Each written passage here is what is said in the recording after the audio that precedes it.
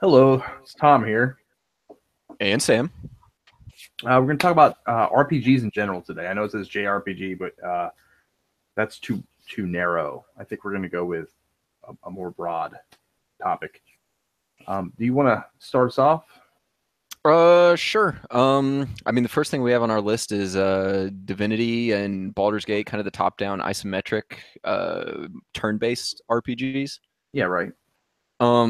I tried Baldur's Gate a long time ago. I never beat it, and I don't remember much about it. But Divinity: Original Sin came out this year, and me and two of my friends actually put a lot of time into it. So I'm quite familiar with it and its workings. Um, Um, I'm familiar with Divinity. I haven't played the second one as yeah, much. they're They extremely were similar. much more playable than the original Baldur's Gate, which was very brutal. Yes. Has a huge fan base, but it's like a cult fan base. Oh yeah. With Divinity, I believe it's more of an open fan base, people who aren't sadists and masochists. But if you want to start talking about Divinity, let's talk about Divinity. Yeah, yeah, definitely.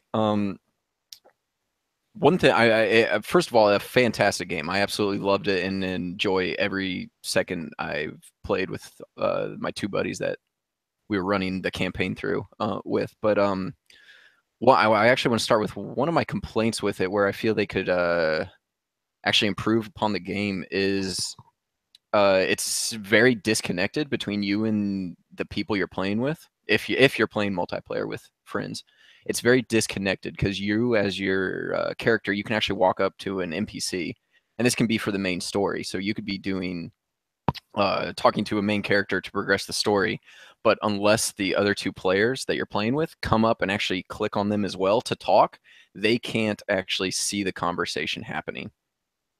And um, they actually can't have no control even if they come up to watch you have that conversation. Um, One thing which we'll actually be talking about later is Star Wars: The Old Republic. I really like how they did their multiplayer story dialogues because it would be you and the other people you were playing with all in the cutscene, your character models, and you all picked what responses you wanted, and then it rolled a dice to see whose would get selected, and then your character actually spoke up and said those lines, and the other two, they one person would do like the evil response, and the other two would vote for like the good response, and the evil guy would win out, and it just really created a really fun dynamic when playing with friends, and it kept everyone on the same page as far as the story goes. And with Divinity: Original Sin 2, there I just feel every time I played with my friends, it was just a huge disconnect with what was actually happening, because I would go off and talk to one character, do dialogue with him, find out stuff that we needed to do, and the other two were off talking to other people with a completely different quest, talking through what they had to do, and all of us didn't know what was going on with each other, and we all didn't really know what was happening. So the addition of a social mechanic would Yes, at least, I mean, maybe not with the side quest, but at least with like the main storyline, the dialogues and all that stuff. I think it would, if they forced everyone into that dialogue to view it and watch it happen, even if they couldn't interact, just the one person that started it could interact, it would be a lot more focused, and everyone would be on the same page as far as the story goes. Because more times than not, I would go and talk to a guy and learn what we had to do, and then afterwards, I would have to stop. We would all have to stop, and I would have to explain, what I learned, tell my two friends what we had to do. right. Yeah, that And could be very yeah, wholesome. yeah, I mean, which I mean, for I guess immersive purposes, it works. But I found myself more often than not explaining what we had to do rather than actually, all of us going and actually playing the game. We were just sitting in chat, and I was discussing what I had found out and what we were needing to do. So, So what, sitting on Discord and just telling what the guys yes, yeah, are. You didn't run into issues like this with single player games. Obviously, you have with Fallout yep, 2. It's also a top down isometric. yes, Uh, even the tactics games. It wasn't until, and it's kind of a bridge that's hard to cross. It's the multiplayer bridge for these games. Yep. Uh,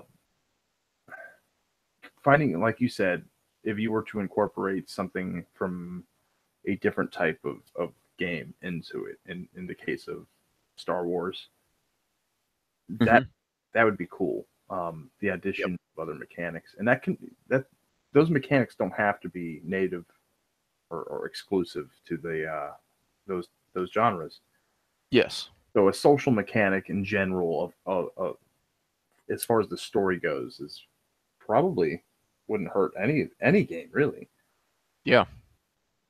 Like if they were to do a, God forbid, an Elder Scrolls game that's not the Elder Scrolls Online, Yeah. maybe one, um, a better social mechanic would definitely be welcome. Yes. I mean,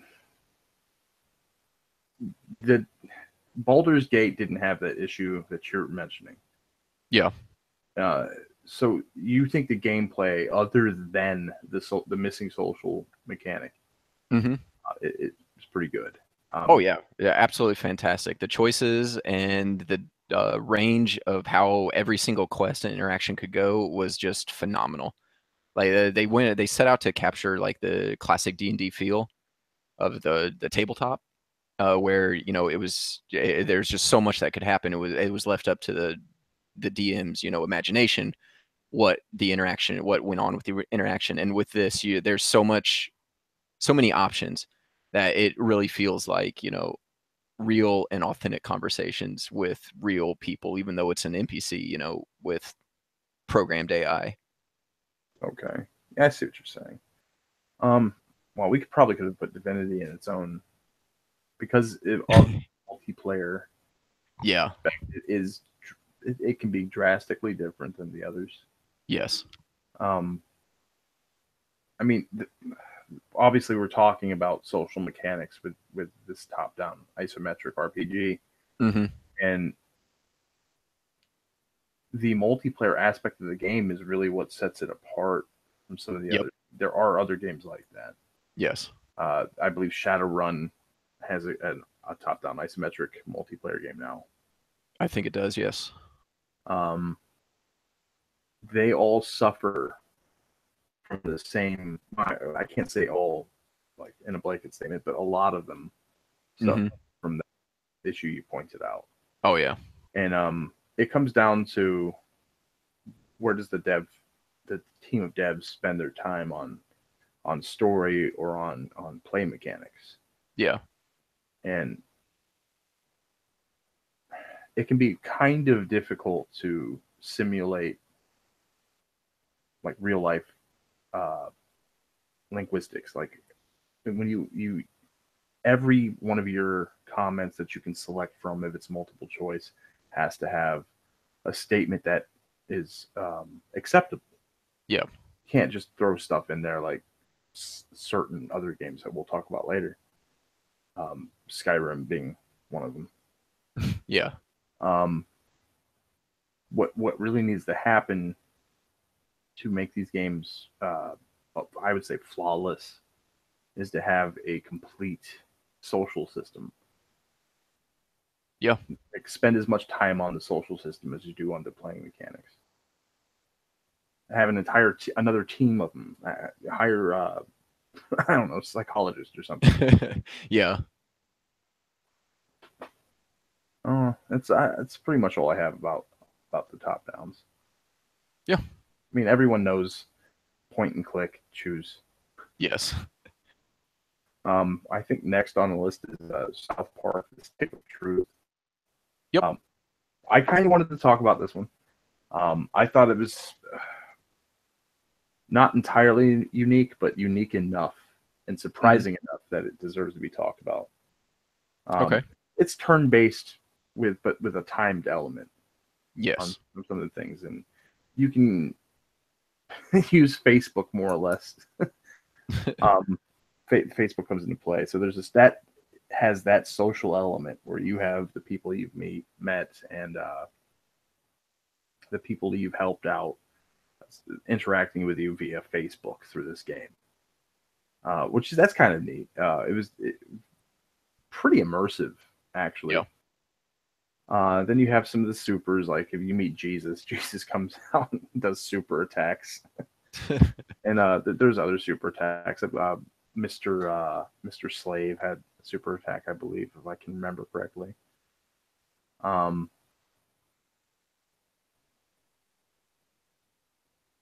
Yeah, I didn't play it, so It's okay. It's 100% turn based, similar to a Final Fantasy title or a JRPG title. Yeah. But with a slight twist on it. The timing on the moves, you have a time for button presses and all that, which has been done before, but not like this. And then there's the classes. I mean, you can be a Jew. I mean, the Jew is probably my favorite. Yeah. That was completely unique. The immersion was full throttle. Yeah. And it felt like you were in an episode of South Park. Yeah. Not an episode, an entire season of South Park. You at the end of the playthrough, you knew the whole town. Yeah. And I can't really think of any other title where you, other than one other we're going to talk about later, which is the Persona series, that you met and experienced the majority of the town. Oh yeah. That was a single player game with a social mechanic that beats out the rest, I think. Yeah. With the other exception being Persona. I'd say Stardew Valley actually does a fantastic job with that as well. Oh, you're right. The social mechanic in Stardew Valley. Mm-hmm. Yeah, they. Are you coming to the festival? Exactly. Yeah. And the ability not to go to the festival. Yeah.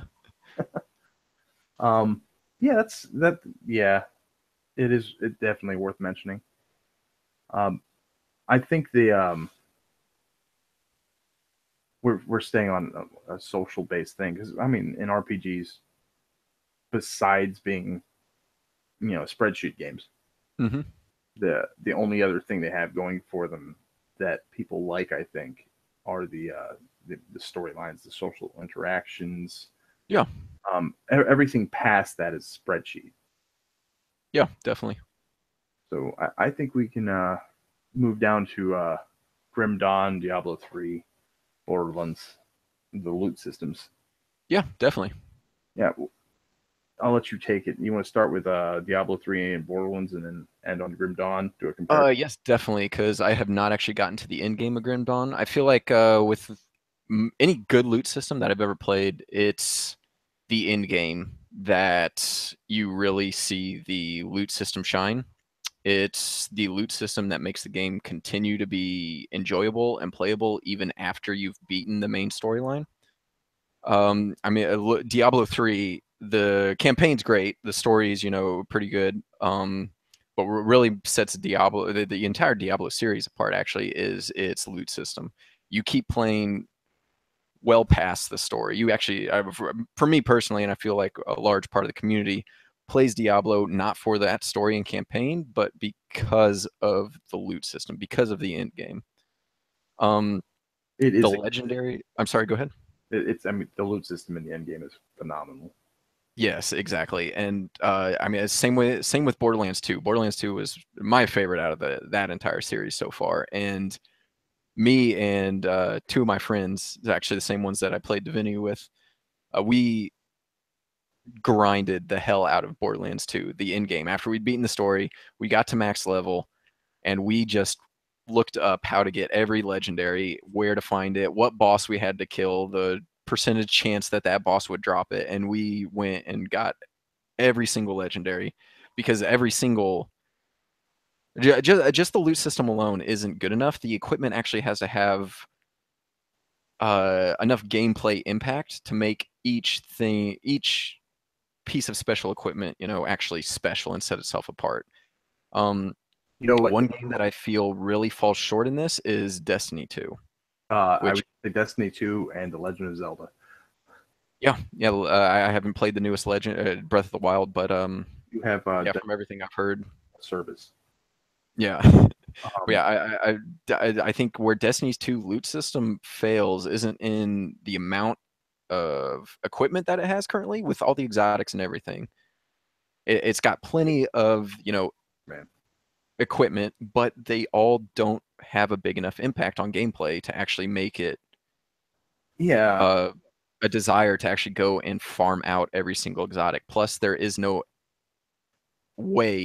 set way to actually get all these different exotics. Like with Borderlands 2, there were very specific ways to get all these exotics. Like I remember one, I think it was called the Bumblebee. It was like an SMG, a legendary SMG, and you could only get it by going and killing this DJ guy that was at the top of this tower. You had to jump your way up, kill him. He was a boss, so he was a lot harder than normal guys. You had to go jump up there, kill him. If he didn't drop it, you reloaded the map, and then went back up there to try to kill him again. I think he had like a 10% chance of dropping it or something. But once you finally got it, that gun was, so unique from every other SMG, every other gun out there. By I forget how exactly. I think it was something with your shields. Like if you had full shields, it like tripled the damage or something like that. So then you would then have to get this other shield that accompanied it that would make it so you always have full shields, I think. I don't know. It's been a long time, but every single piece of equipment was unique and it felt different when you played it. In Oh, Destiny 2, I think it just lacks that. uh, yeah, Destiny 2. The most recent update brought us the Prometheus lens, Yes. which is more or less another beam weapon. There was the Cold Heart, I believe it's called. Am I wrong? Is that Yeah, Cold Heart. Yeah, so it's a red version of the Cold Heart that is completely OP. Yep. It's going to get nerfed, and if it does not, then they really need to upgrade armor. Yes. It's completely unbalanced. How it made it through testing is beyond any thought I can have. Yes. I did not enjoy it thoroughly, cheesing on people with it, You but would. it needs to be looked at a little bit differently. And in terms of the loot that Sam just mentioned, I should not be getting the same epic, or Same gold exotic. should not be tripled in my inventory ever. Yeah. That should not be a thing unless I put 1,000 hours into the game.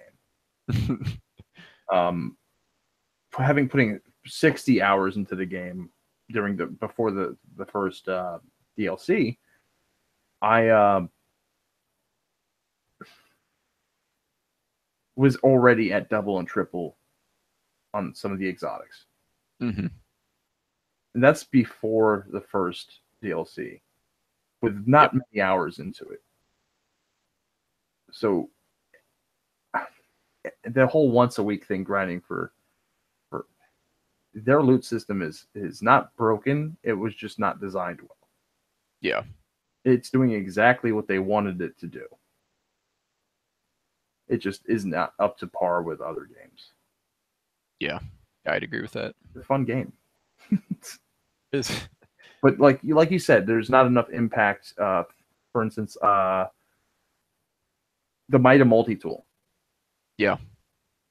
Yeah, it's a real good scout rifle. Yep. What else is it besides that? That's about it.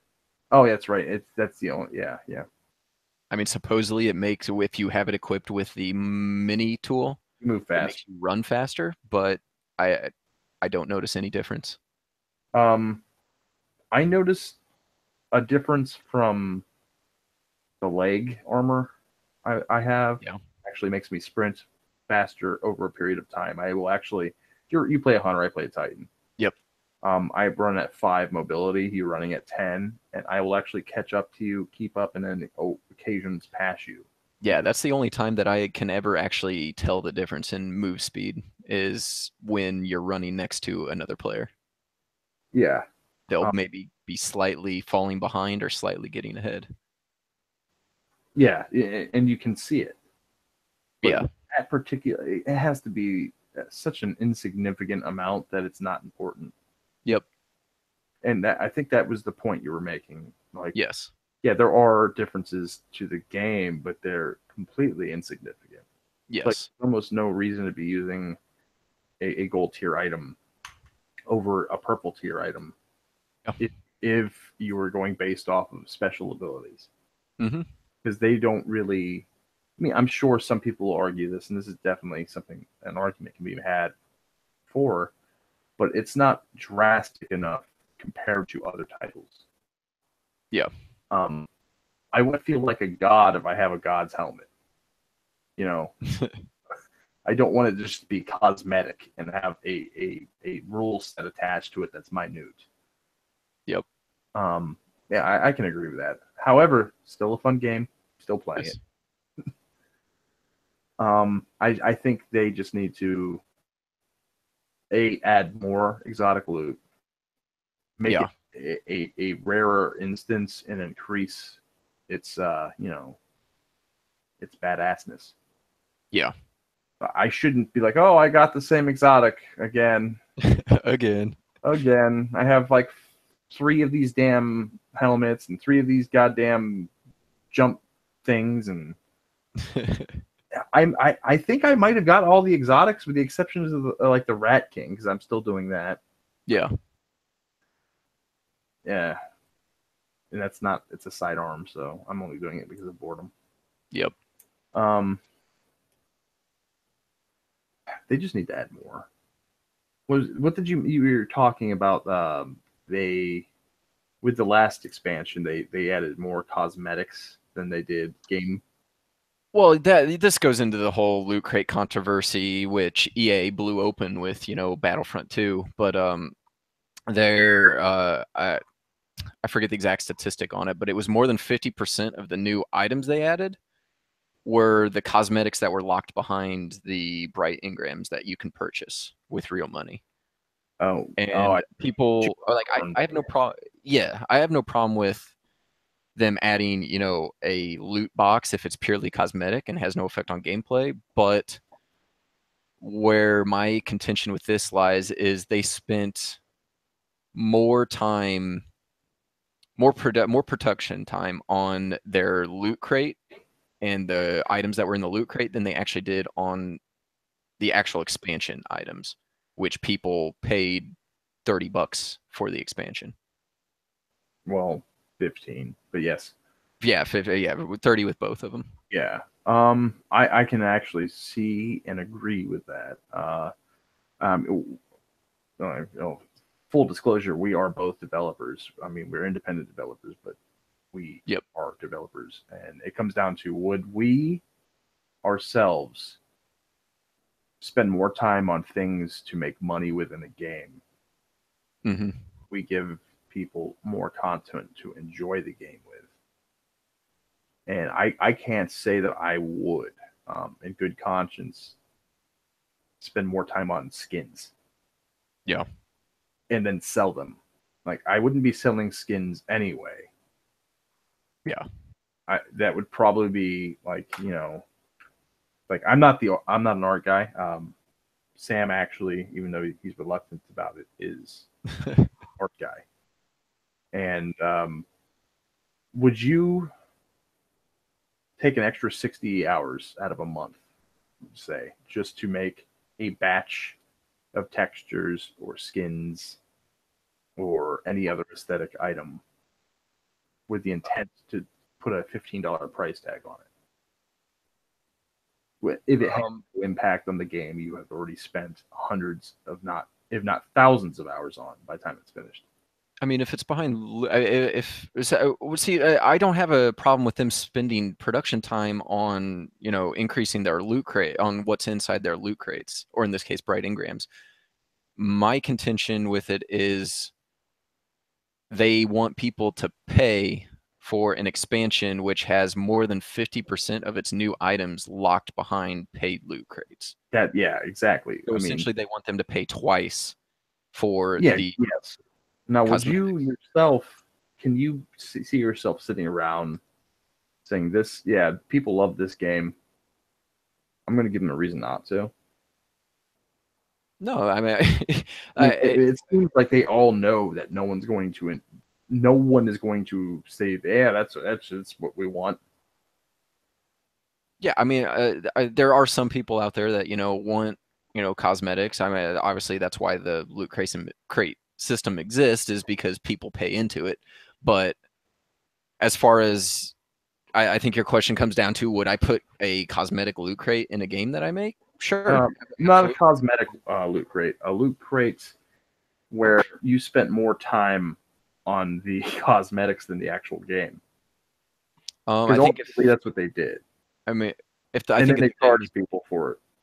Yeah, I mean, if their game is unfinished and their game is lacking in very clear areas like Destiny 2 is, I think they need to focus their production value on, fixing those glaring issues rather than increasing what people can pay into. But yeah, I personally would I agree with you. Try to give the best product I could for the money, because I want people to give me more money because they trust me to give them a good product. Yes. I believe that's how a lot of people make their purchases. That's why people have read reviews, have reviews. That's why the review system on Amazon exists. Yeah, definitely. And I feel as if games like, we got a bit off base with this, but with Destiny 2, will we buy Destiny 3? Will we fall for this again? I'm sure people will. Unfortunately, I probably will, because I tend to like Destiny, but I will bitch about it. Exactly. I mean, I do say vote with your wallet, and then I end up playing these games. But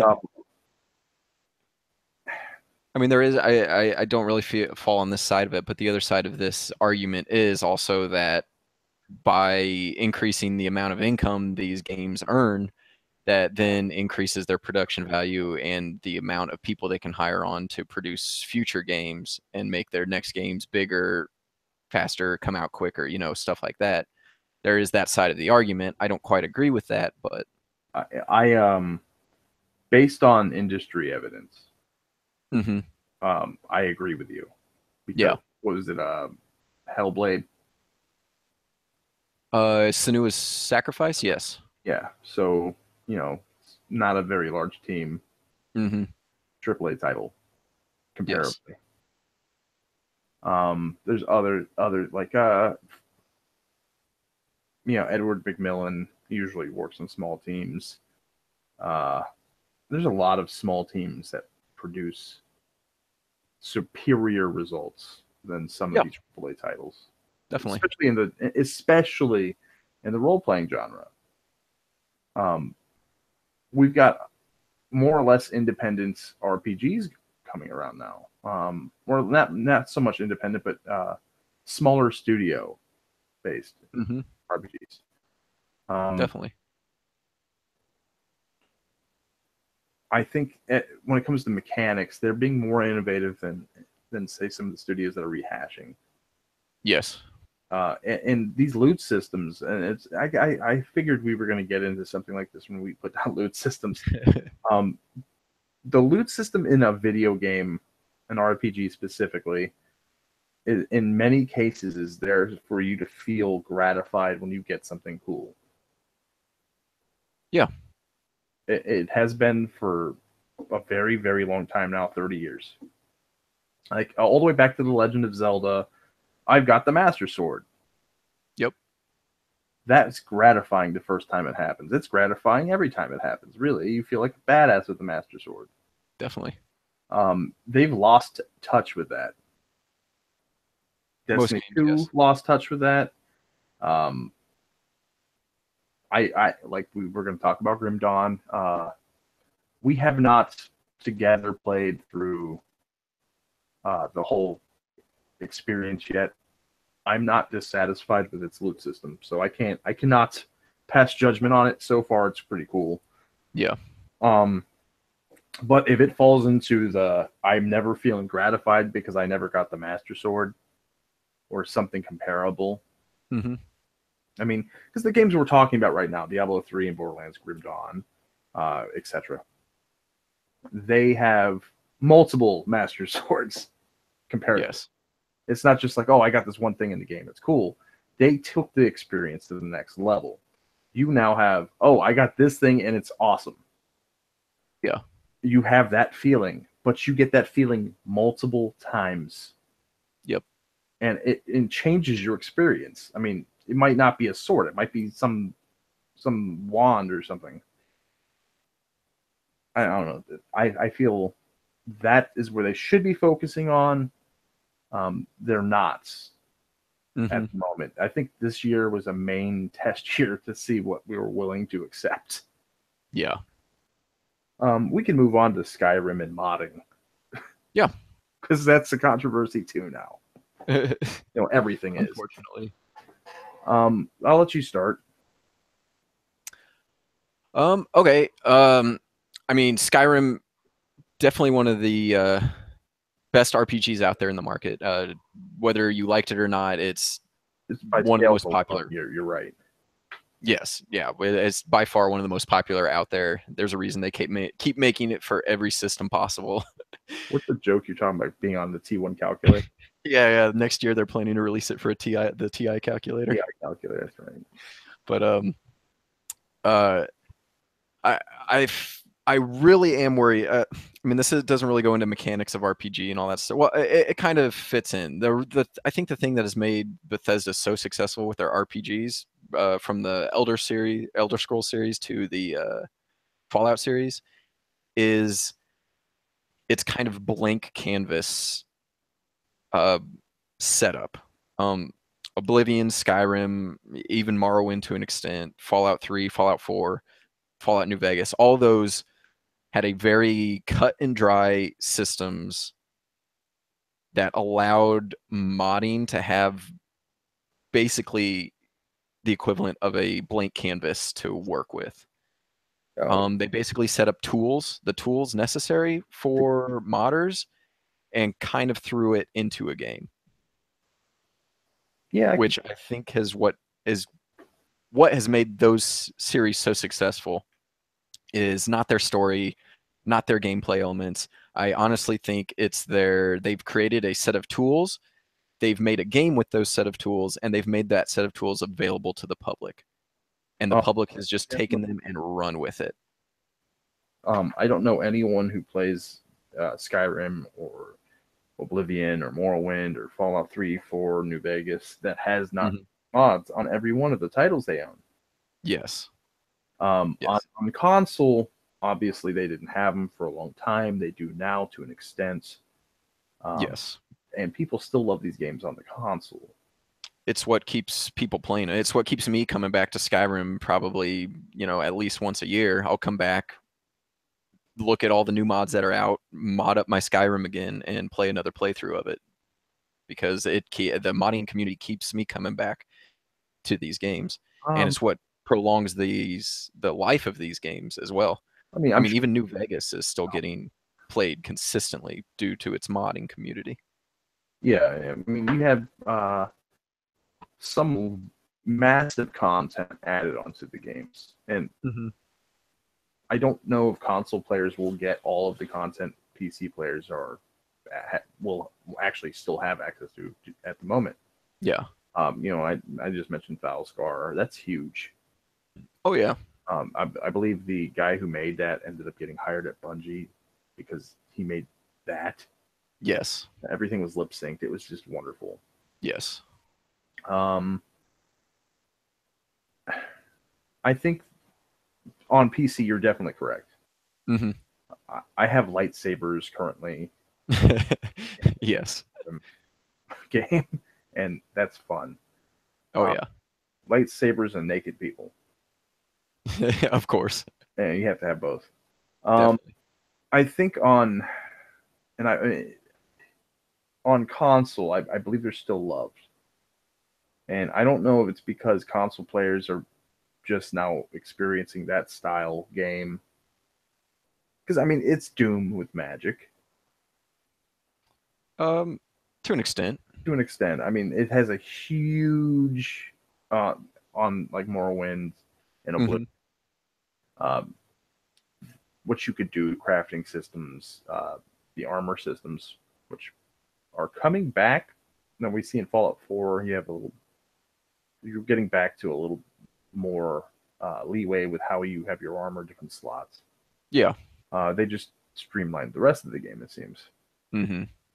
I remember being able to make my own spells in these older games, which I believe is removed from the Yep. Enchanting was way more complex. Yeah. A lot more with it. They've streamlined them. I guess it could be due to testing. A lot more people than say us could have said, no, we want it this way. And that's fair. Fair to market to, the majority. That's just smart business. Yeah. But on the older games, I felt more joy from not just the modding, because the modding has always been there for PC. But the older games that made it to the console, I believe, were superior in gameplay to the newer console variants. Like Skyrim is not as they had more enjoyable. They definitely had more depth. Yes. There's more for me to do in these older games. Yeah. But thanks to modding, now has Oblivion's system. Or anything else I can find or make or whatever. Yep. So, I mean, back to your blank canvas, it truly is a blank canvas for the PC. Yes. It's getting with the Creation Club. It's very it's in question on the consoles, but yes. Yeah, I mean, the Creation Club is hardly mods. Yeah. It's reskins at the moment. Well, I mean, there's the Creation Club also has its free section, which has most mods have been ported over into the Creation Club. Well, most of the popular mods on PC have been ported into the Creation Club just for the console audience. Yeah. And then they have their paid section, which I won't get into. That's for another podcast. An entire show to itself. Yeah. Kind of like The Legend of Zelda Breath of the Wild. Sure, yeah. We can move on to Stardew Valley. Yes. A lot of people probably will look at this game and say, I don't think I like that game without having played it. It may be the aesthetic. They may have not know what they are getting into. They might not know what it is. If you play Stardew Valley for 5 minutes, you will end up playing Stardew Valley for over 5 hours. Yes. In a sitting. It's incredibly... I won't say fun. Because it is fun, but that's a blanket. Yeah.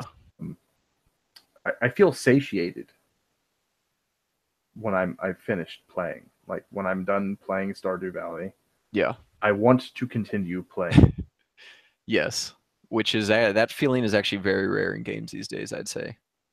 Yeah, like almost like if I were addicted to it. Yeah. So I mean, you feel satiated while you're playing it, and then you turn that console off, or you turn the computer off, or just close out the program, and you're like, I could go for another day at least. I could go for another pass, another harvest. And can you name another game where you're like, nah, just one more harvest? Off the top of my head, no, I'm struggling to think of one, but I know there's some out there. I mean, there are. Like Terraria. Would you ever say just one more day in Terraria? I mean, I actually never played Terraria. I played Starbound though. Starbound is fantastic. It's just more time to get into Starbound. Yes. You can hop right into Terraria. True. Not that's a bad thing to take time to get into something. You're rewarded well in greater ways with Starbound. Yeah, definitely. I don't know. Stardew's. Let's get down to the mechanics. Like, if you haven't played Stardew Valley, you've inherited a farm. You get to farm it and go on these little errands. There's caves you can go through and defend yourself against cave animals, monsters, whatever you want to call them. Yes. Um, It's essentially a farming simulator with much like Harvest Moon and those kind of games, but I'd say more giving more options to the player, allowing the player. It's I hate to go back to the blank canvas sort of thing, but again, just what made Skyrim so great, and what I think makes most RPGs great is the ability for the player to really role play, as the name suggests, and really make their own story, character, farm, make it their own. So it feels unique. It feels like something they've done, not a story that they've followed along and just a movie they've watched. It's something that they have themselves helped create. And I think Stardew Valley does a fantastic job of actually creating that feeling with the player. that and it's independent, so that goes back to something we touched on with independence. Yep. Doing a better job than triple titles. That's just current. It's not always been the case, but this year it has been. Yes. Yeah, like what Sam said. You are given tasks that you could complete, call them quests, but you're also given the option to mingle with the society of Stardew Valley. Yes. It's incredibly engrossing, or at least it can be. You can look at the calendar and say, "Oh, this person's birthday is today. This person's birthday tomorrow." Yep. The social dynamics are very so in depth. Yeah, I won't say mechanics because, yeah, they've spent a very long time working on these. It generates an aesthetic that, hey, this is warm and cozy. This is generally a good town. The people here aren't crazy. I feel. I mean, other people may differ. There's a lot of nuance to this title. Yes. And it is lacking in a lot of games today. Where there is combat in Stardew Valley, but it is a very small portion. Yeah. This kind of reminds me of what something we're going to talk about later is Persona, where it's more obviously there's more combat in Persona than Stardew, but it has other facets. Yes. It's pretty unique. Run. Definitely one of my favorite games from the past few years. Yeah. I mean, it was the #1 seller on the Nintendo Switch for a while. So was it until the Mario Odyssey came out? Yeah. Let's go ahead and talk about the Neo and the Souls games in general. Bloodborne, those games. Definitely. They definitely have not only earned their place in the RPG genre, they're kind of the direct descendants of some of the original RPGs, the ones you would have found on Nintendo, like in the 80s and 90s.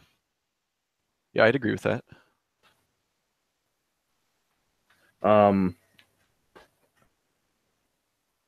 We could start with how much experience do you have with Neo? I'd never beat it. It's actually one of my as much as I really liked the setting and aesthetic of Nio, however they say it. This is actually the reason why I stopped playing. Is each area was so disconnected from the others. It didn't feel like I was making progress. It felt like I was just moving from one point on a map to another. Whereas in the original, like Demon's Souls and the Dark Souls games, and even Bloodborne, it was one level. It was one giant level that you had to get from the beginning to the end through, and it had side areas where you could open a gate or unlock an area, which allowed you to go back or make a shortcut to that area. The entire map was very connected, and there were so many hidden side areas that allowed you to connect and make checkpoints and all this different stuff. It just felt very, the progress through the levels felt very rewarding. Whereas with Nio, it was, I'm at this area, I've made all this progress through this area, and here's the end of it. That area is unimportant now. I move on to the next blip on the map. Now I'm in this area. I move through it.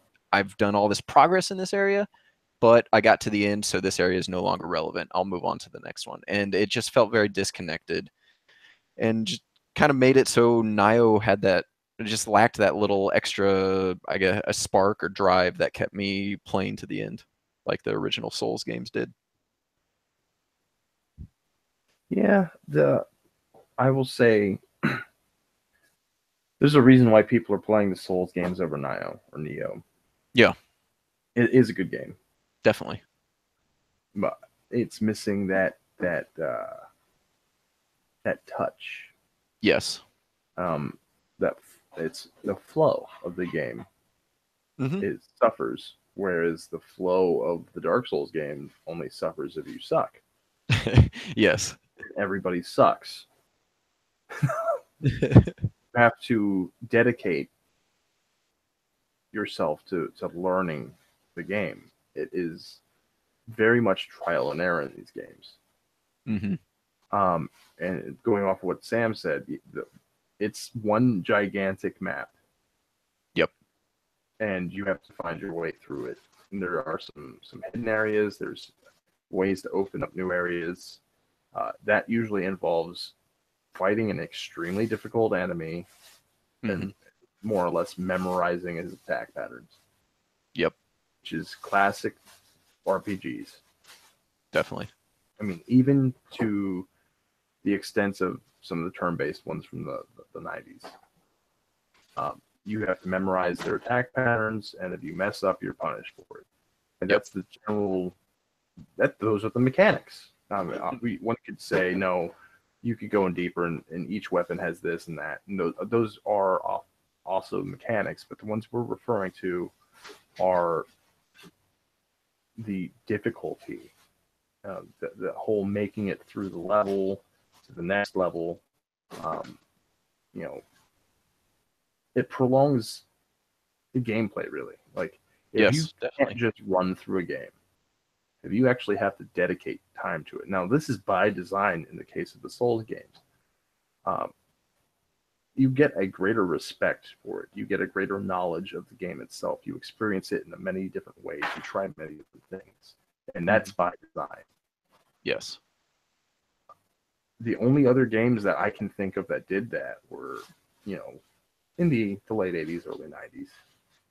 90s in general. Yeah. I don't know. They're phenomenal. Bloodborne was fantastic too, and it's more or less an updated variant on the Souls games. Yeah. They have in the Dark Souls 3, it's a little bit more streamlined. Yeah. Yeah, I'd say so. I feel as if just because these games are being tested, they're being play tested. But who are they being play tested by? Are they being play tested by the fans of the series, or are these companies hiring a random group of play testers and then asking them what they think? Well, I'm sure it's a little bit of both. Honestly. I would hope so. In the case of the third one, now I could be in the minority, but some of the equipment is streamlined. Yeah. And they did that for Skyrim as well. Definitely. I mean, they definitely wanted to appeal to a wider audience. Yeah, it's almost like they removed some of the difficulty by streamlining these aspects. Yep. But the heart and soul of a Souls game, or Bloodborne or Neo, lies in dedication. Mm-hmm. In order to finish these games, it's not like you sit around for a weekend to do it. Yeah. I don't know.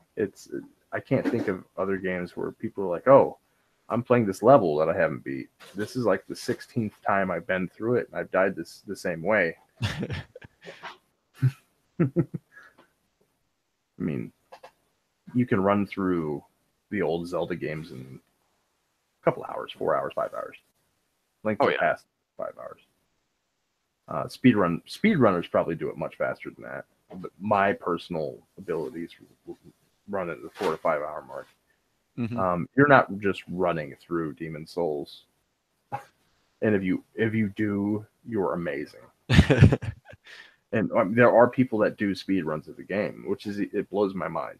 Yeah, but they had the designers, the people who actually did the math, did the animations, put them together in a way where they were fluid. Yep. Should be super proud that these people dedicated. There's no way you're doing a speed run of this game, Dark Souls, unless you dedicated your life to it. I mean, not with that attitude, but I mean, yeah, well, some people might be just born super. We can go on to Persona. Yeah. We could probably hit on the Shin Megami, the parent entirety. Yeah. For anyone who doesn't know what Shin Megami Tensei is it's been called adult Pokemon, and to the extent of the parent series Shin Megami Tensei, that couldn't stick. There's some differences with how you recruit your monsters and all that, but we are going to hit on Persona, the offshoot series, more because it involves mechanics that are social-based mechanics that really make it shine. Yep. They affect the gameplay, and they're not just thrown in. Do you want to start with where they started kind of doing this with 3, or do you want to start in a different area? Yeah, we could start with 3. It's honestly been a while, and I don't remember much of 3. The social mechanics in 3 and 4. Yeah, 3 is definitely where they first introduced the social mechanics, if I'm not wrong. 2 didn't have that. In, yeah. Yeah. 2 didn't have them, and 1 sort of wanted to. Yeah. It was just a basic walk around and solve mystery RPG, but yes. And 3, your social network at school, because I mean, who doesn't want to go to high school in Japan, right? Yeah. It affected your abilities in combat. That's a great idea. Now, how did they do it? How would you do it? They came up with a really elaborate system that made perfect sense to people who are willing to put up with that. Some people just want action. It's not a game for them. Yep. Some people want sustenance, and it would be a game for them. Some people want more than what the average game offers. Persona 3, 4, 5 are definitely for them. It's not just that, though. It's not even a crafting system, but the ability to make new personas. If you don't know what persona is, it's a monster you play with. Yep. The dark aesthetic of the game people can love. But getting back to the social structure, yes, you can date in these games, and that greatly enhances a specific aspect.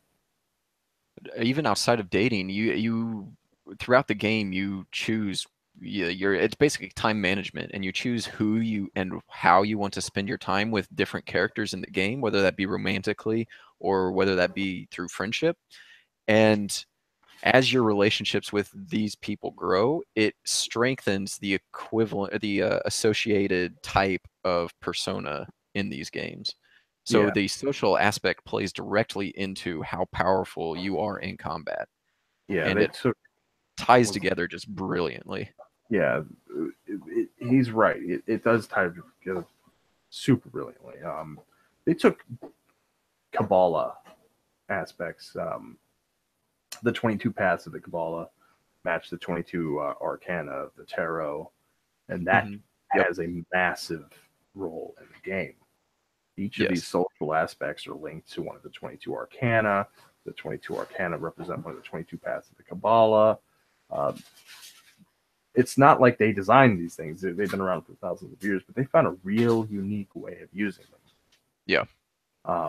Like the chariot. I can remember in number 3, I forgot her name, but she was more of a sports involved girl who's on a sport team. Oh yes, yeah. And then was it Yusuke was, he was a definitely a pig-headed fighter. Was it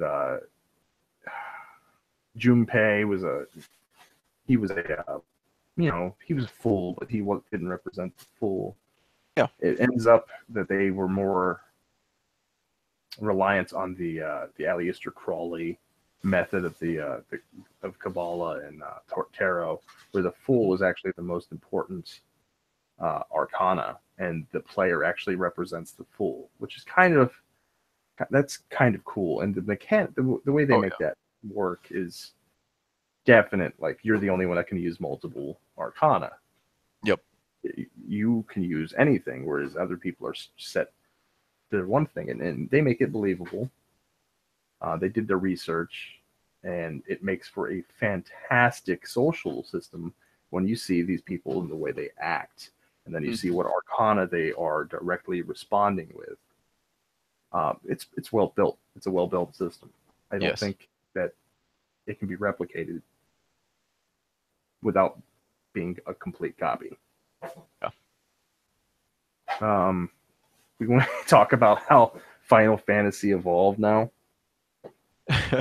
Yeah, sure. Final Fantasy 1 button masher. Hit the button. Yeah. As long as you had 2 fighters, a healer, and anything else. Just hit the button. That's pretty. Do you have anything else for Final Fantasy 1? No. I mean, we could talk about each Final Fantasy, or we could talk about the major Final Fantasies that really revolutionize maybe their combat I think styles. that may be a better, because some of them share the mechanics. Yes, exactly. We can start with 1 obviously was just a button masher, but 2, the job class system. Yes, the job class system. I mean, I'm pretty sure that was one of the first RPGs to ever do any sort of job class system. To my knowledge, and I mean, I could be wrong. I think someone will look at maybe first. Someone will fact check us and tell us how dumb we are, but yeah, the first that I'm aware of. Yeah, let's see. In my opinion, I'm not retarded. Final Fantasy 3, as released on Super Nintendo and in the States, is actually Final Fantasy 6. That's just a turn-based game, like the others, with a really, truly elaborate story. Mm-hmm. If we're going to talk about RPGs, you have to talk about the story sometimes. Yes. And I think that while it did have other systems in play, the reason it's beloved is because of the story. So yes, definitely. I mean, we were taught, mechanics, dynamics, and aesthetics were the only thing a developer can do to change the dynamics or the aesthetic would be to. The only thing they have control of is the mechanics. Dynamics are the player takes the rule and they form their own. Yeah, you're talking about meta. Aesthetic is what comes from that. In the Final Fantasy series, there were definite dynamics where people would find how the system worked. Yep. And they would exploit that. Sometimes in game, sometimes out of game. The reason I'm bringing this up is because the next game, because technically Final Fantasy 3 was Final Fantasy 6, the next in the series is 7. Mm-hmm. And they had this chocobo, a gold chocobo you could get. And it was based off of RNG. Well, people figured out that you could soft boot the game to keep the RNG right where it was. It wouldn't reset its name because it was just a list of numbers, more or less. They figured that if you soft booted the console, it kept the RNG at that place. So the next time it would just go to the next one. And it cuts what could be 2 weeks potentially of attempts to get a gold chocobo, cuts it down to a couple hours. Yeah. I mean, that's one way the dynamics worked in Final Fantasy VII. Do you have anything to add about like the contra or the quadra magic and all that they added in at late game? Not really. I it's been such a long time. I don't remember enough about it to comment on it. But I mean, not again. Besides just the mechanics and everything, the aesthetic of 7, again, moving from the I believe Super Nintendo to the PlayStation 1 was such a huge leap in graphics and what they could do with it that it also really set 7 apart from its predecessors. Oh, yeah. It was the first to use, I believe, true 3D in a Final Fantasy game. Polygonal faces and heads. And yes, yeah. And it had 1 minute cutscenes too, if I remember correctly. I'm not sure how long they were, but yeah, it had actual cutscenes, CG cutscenes. Oh yeah. 3D. Sephiroth. It was the star. And I believe again it was the first Final Fantasy to have actual 3D cutscenes. Yeah, it's just a fun thing. We were just talking about the Kabbalah with Persona series. Yep. Sephiroth is Hebrew for numbers, and in the Kabbalah, the 10 Sephiroth refer to the 10 numbers of creation, more or less, the 10 numbers according to the Tree of Life. Oh, interesting. So I actually didn't know that.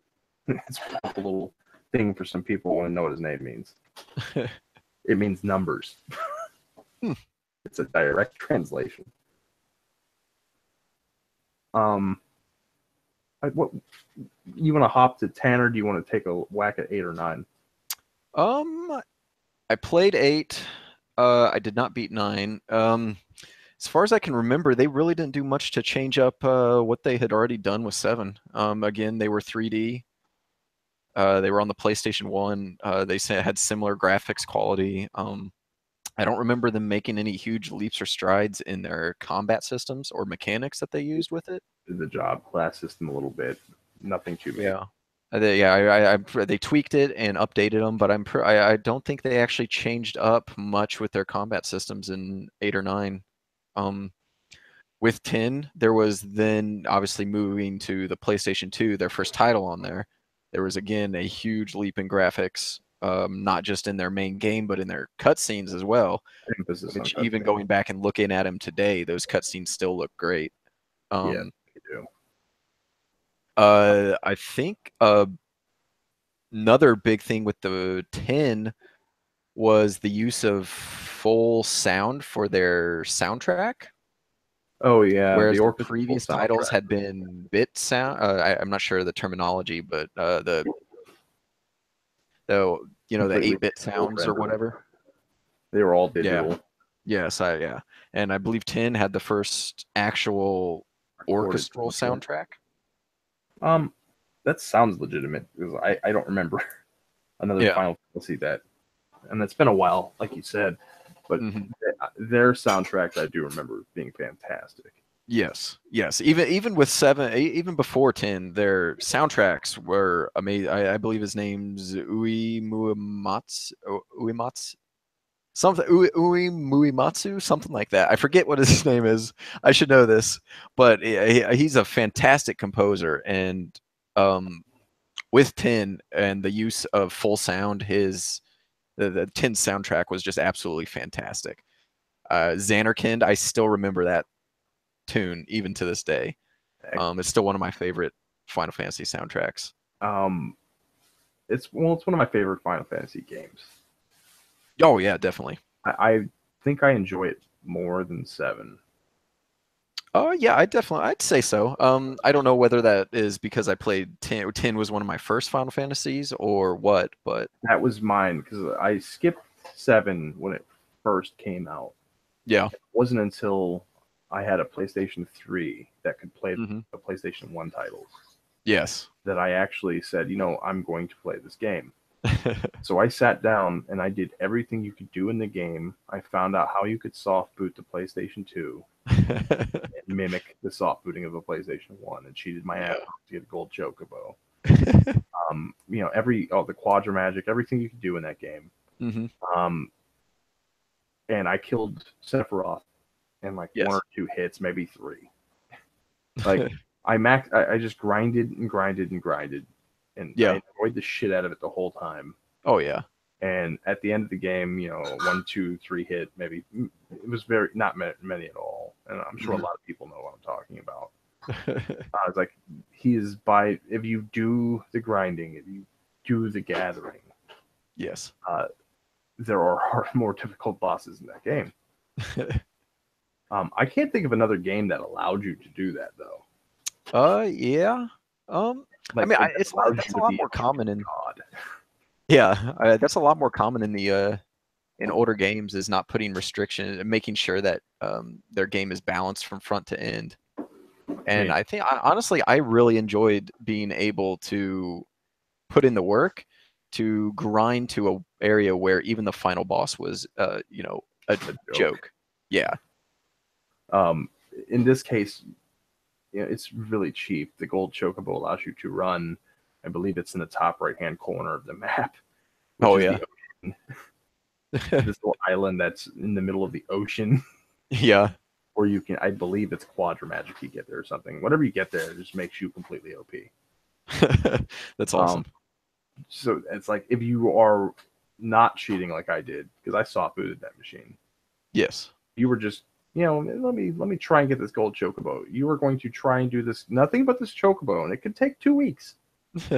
You're at the mercy of a random number generator. It could take longer. Yeah. And it's very, very time consuming unless you're, a cheater like me. But you're not getting that part of the game until you do that. Yep. So they definitely reward that with something very great.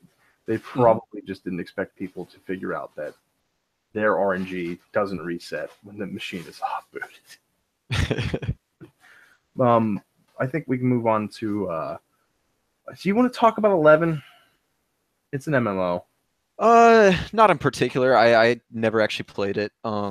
It's still played. As far as I know, it's still played to today. But I heard great things about it. I feel like it's just like with the Elder Scrolls Online. It doesn't stay true to what made Final Fantasy great. Just like Elder Scrolls Online doesn't stay true to what made Elder Scrolls great.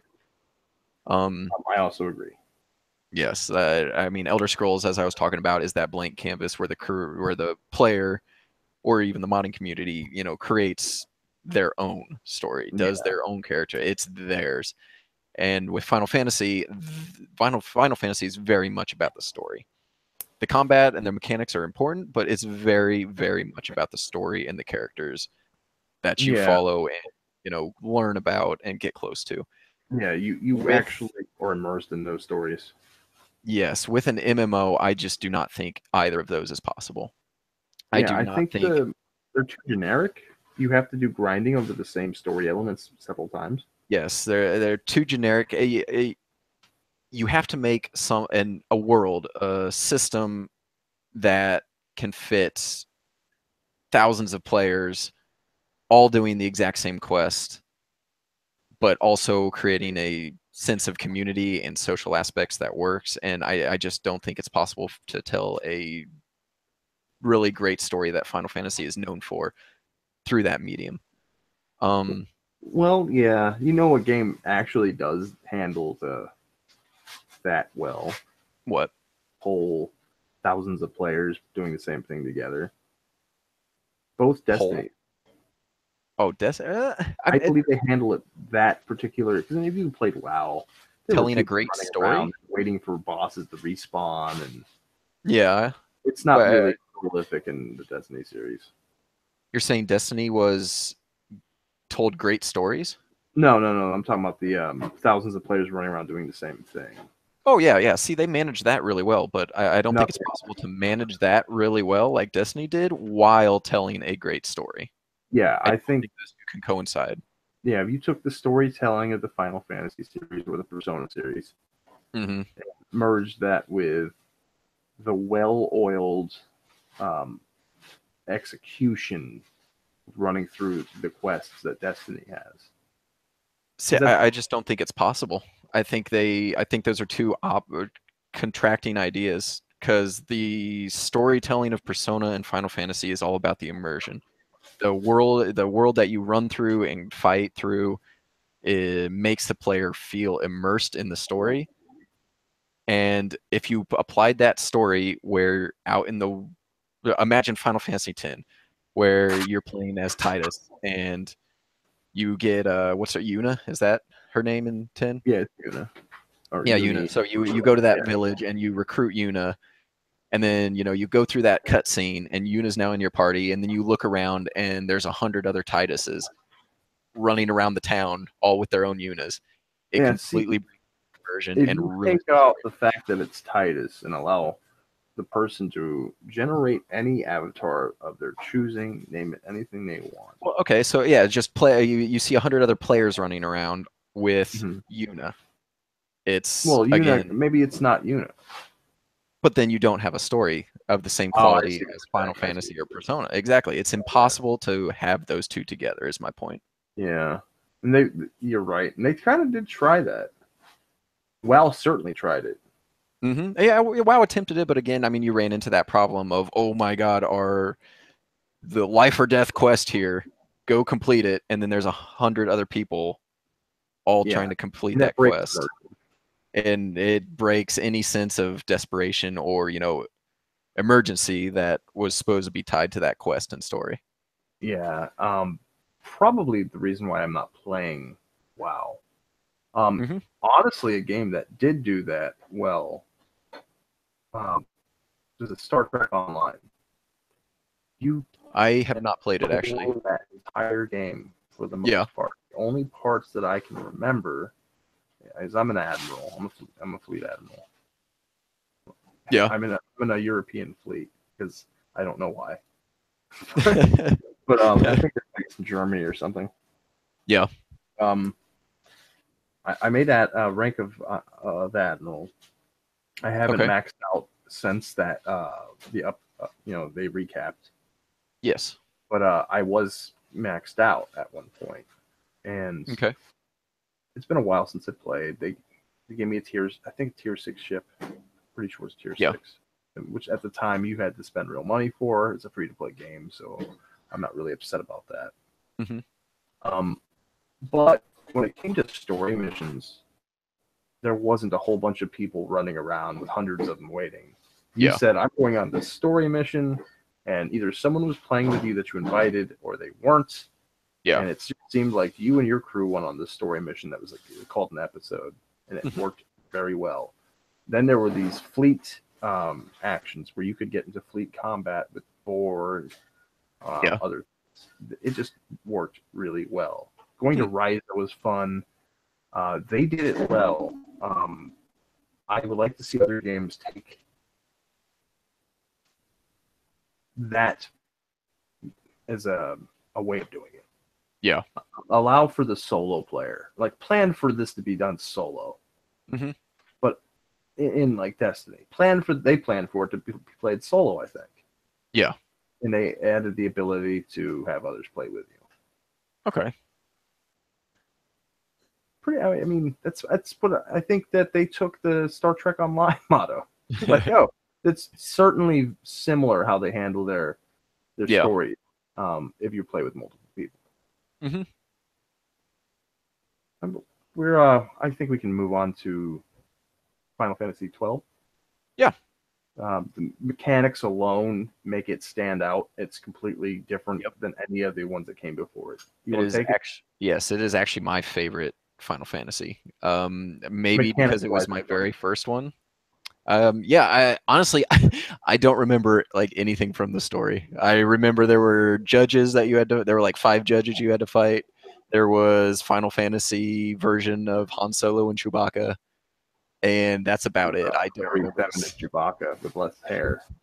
Yeah, I don't remember anything else other than that for the story. But Poor the kid wanted to world, be rich. yeah, I remember. What was it? Vaughn, I think it was. Vaughn. His name was Vaughn. Yeah. Yeah.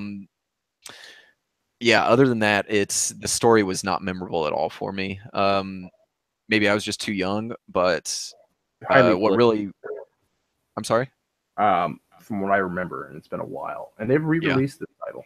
But Yeah, they did an HD version for the PS4. I actually bought it. I just haven't played it. is that on PC as well? Oh, is it? Is it? I'm not. I don't think so. I think it's just PS4. That's depressing. Yeah. Might be a reason for me to buy a PS4. Yes. Um, it is my favorite Final Fantasy based on mechanics. Wait, I thought you had a PS4. No. How My do you son play has it? a PS4. Oh, okay, fair enough. You just stole it for Persona 5. More or less. He I don't know. He's also about to have a Switch too. Is he? Yeah.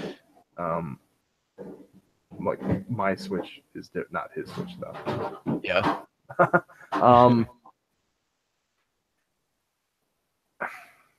I think they should bring they should just go cross-platform, and that kind of pisses me off because I would prefer to play it on. I would prefer to take it mobile on the Switch. It's not like this; it can't handle it. It's an old game. Yeah. I would like. I mean, I'm not going to sit on a bus and play it, but maybe if I go camping or something and I want to get an hour of Final Fantasy in, I'll be able to.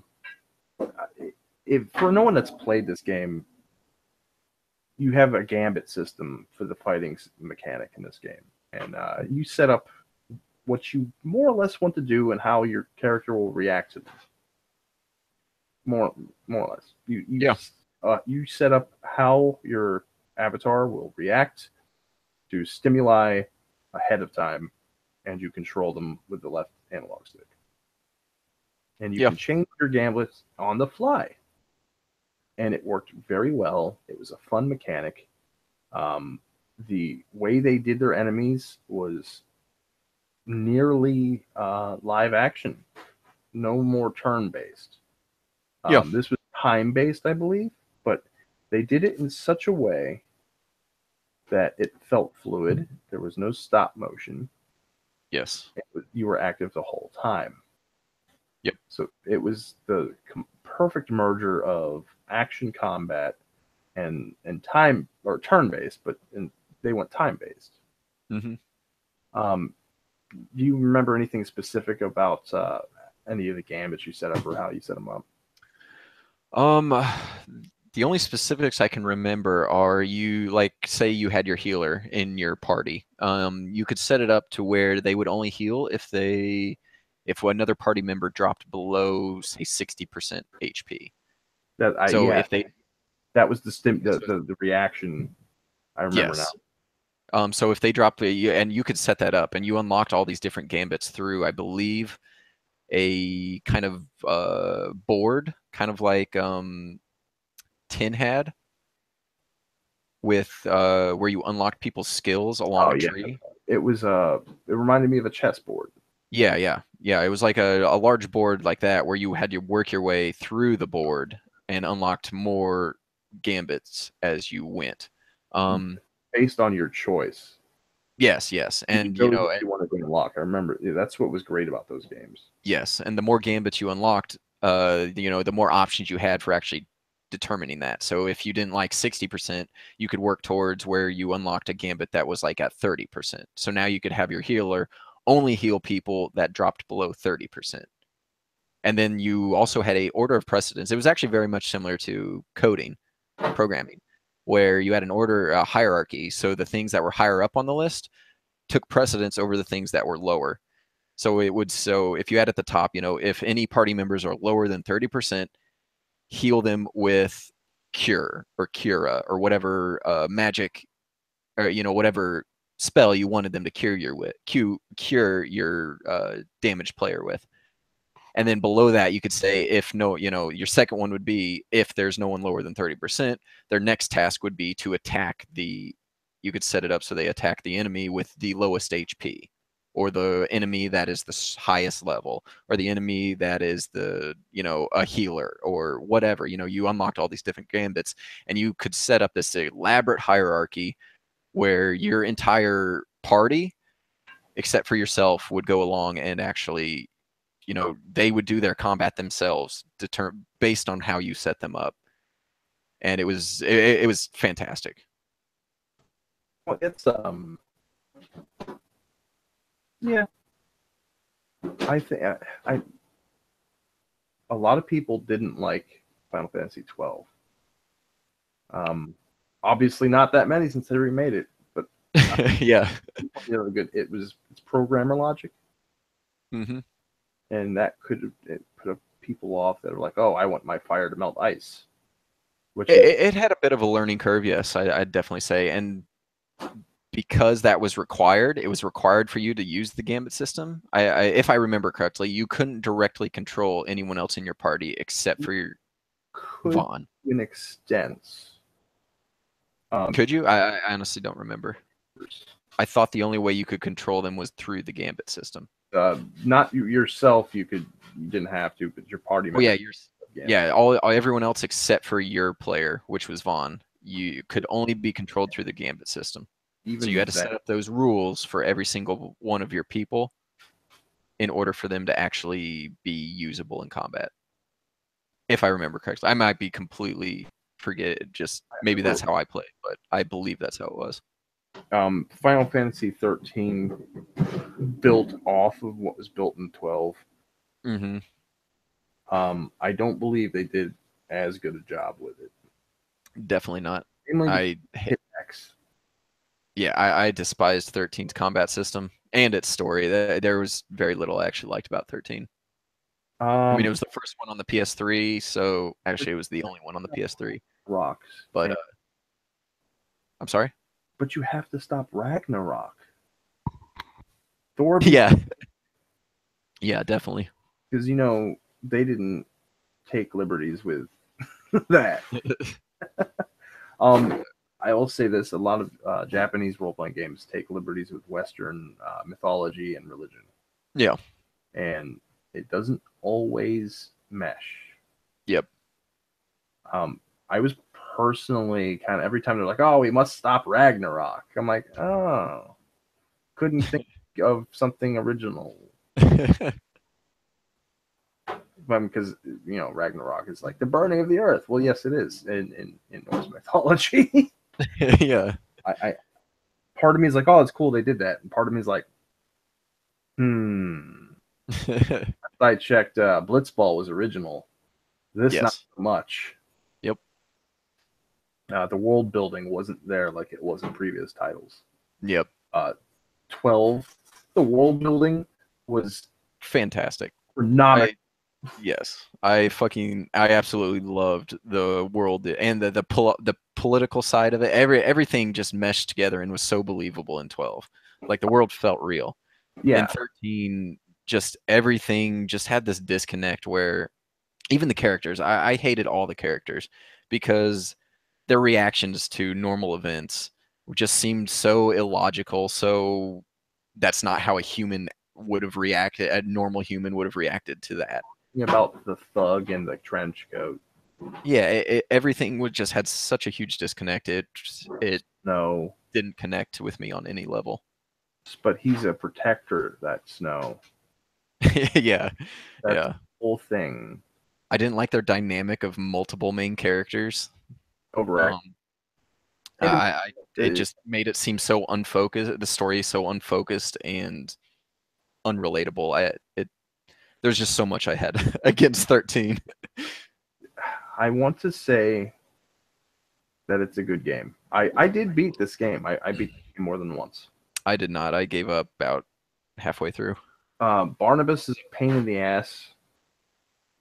I believe it's that. I think is that a boss? Is that one of the bosses? I don't remember. Something to that effect. I want to say Barnabas.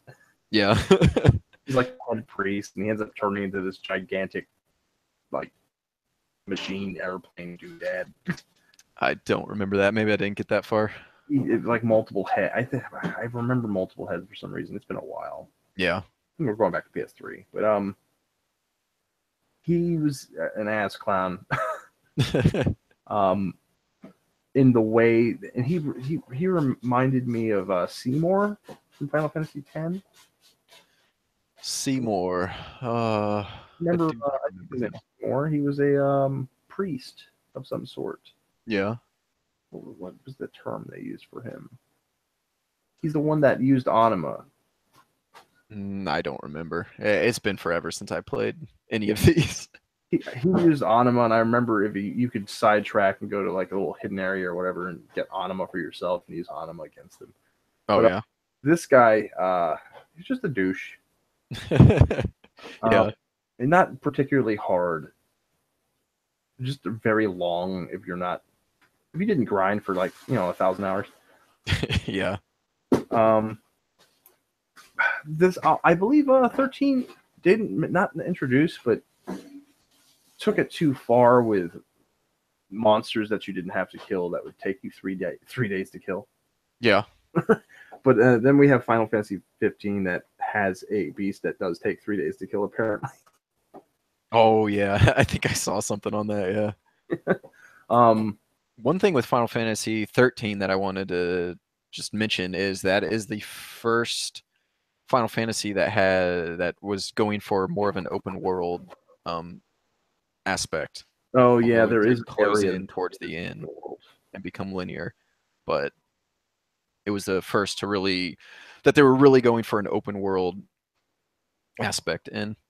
What was the name of the Pulse? While you were on Pulse, I believe. Was that the planet? One of them's a planet, and the others they're both planets, I think. I thought one was the planet and one was a moon, Oh, yeah, it could be like a city moon or something like whatever that. the wild lands were. Yeah, Was yeah, open yeah, world, and then the other yeah. area was all linear. Yes.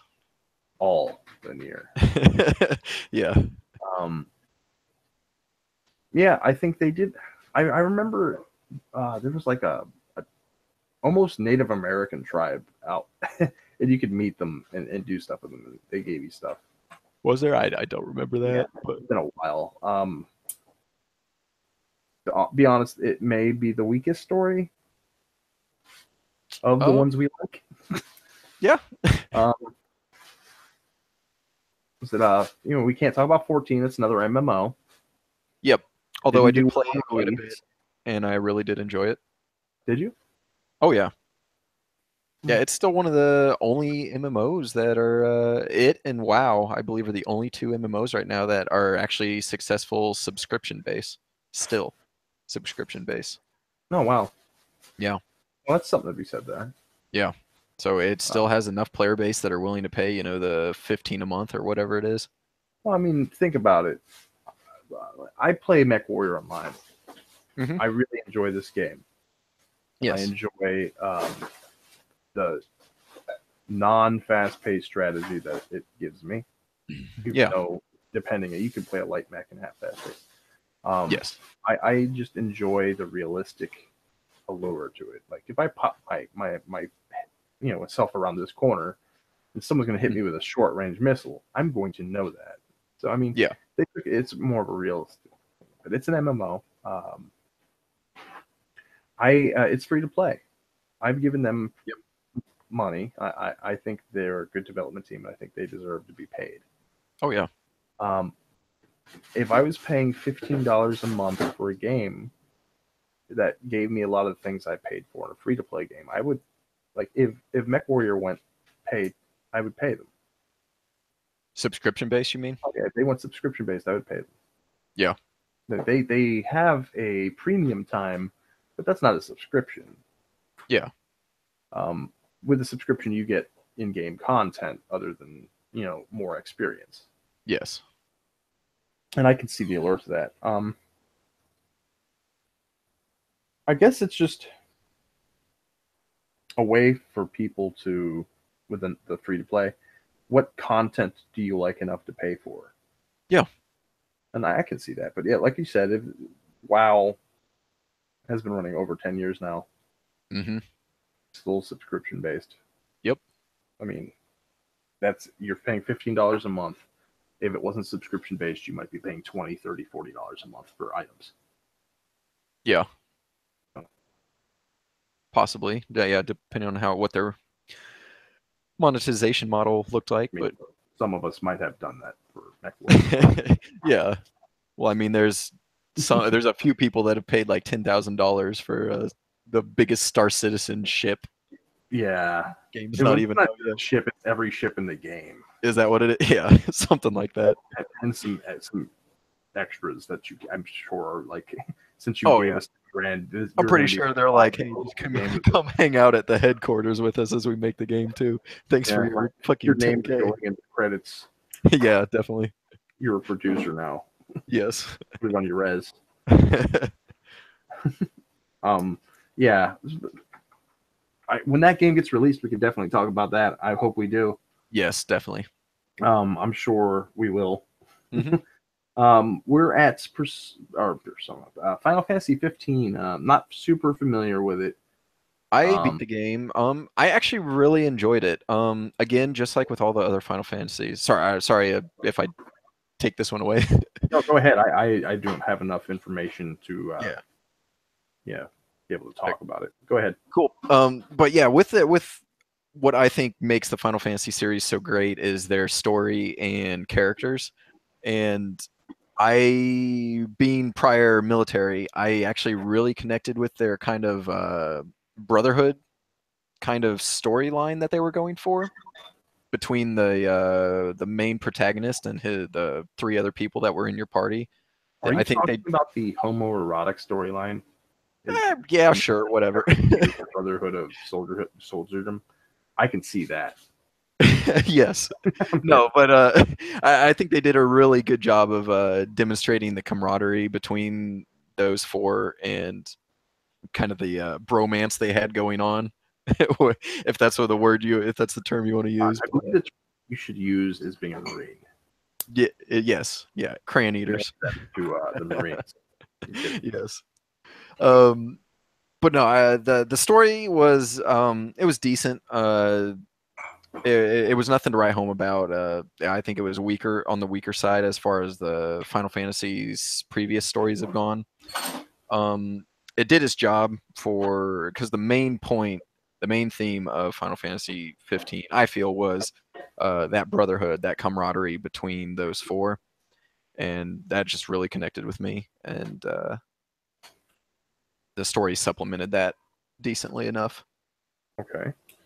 The combat and everything, I feel it was very, very, very shallow. It was enjoyable. There just wasn't enough that you actually did to make it have any sort of depth. It was, use your little sword to teleport around, hit mash X to attack or whatever the attack button was. And one thing I did like about the combat was the creation of the spells, because you would go around the map and gather up like fire, ice, and thunder elements, and then you could combine those elements, different amounts of those elements, to create different spells. And the spell crafting was actually pretty in depth, and you could create some really cool spells with really cool effects.